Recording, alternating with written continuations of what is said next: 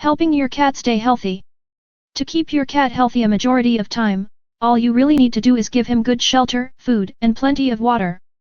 Like other living things however, cats can get sick from time to time no matter what you do. As a cat owner, you'll want to ensure that you feed your cat only the best. Premium cat food is the ideal for cats, as the food is designed to keep your pet happy and healthy. You'll also need to pay attention to his behavior, so you'll know when he's sick and when to take him to the vet.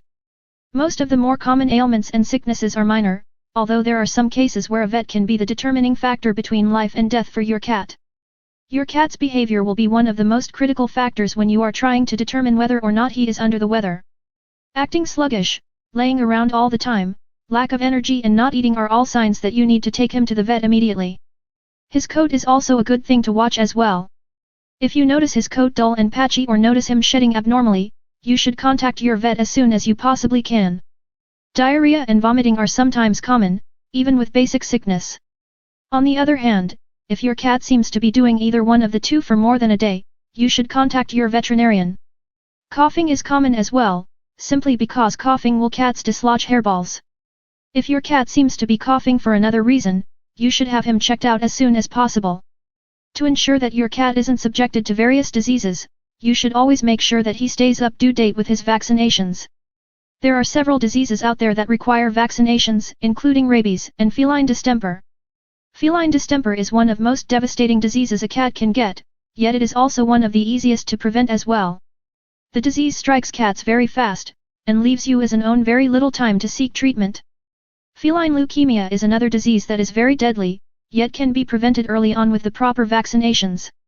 Although the disease isn't possible for humans to contract, it can be spread quickly among cats. There are vaccinations that can treat the disease these days, although you'll still want to be careful and not expose other cats around a cat you know has feline leukemia.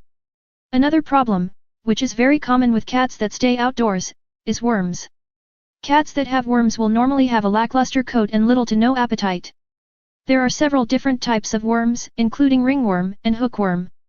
Worms can come from fleas, lice, or even the organs of dead rodents that cats consume. Normally, the cat will digest the eggs which will later mature and attach themselves to the walls of the intestines. If you feed your cat garlic frequently during feedings, it can help to protect him against worms.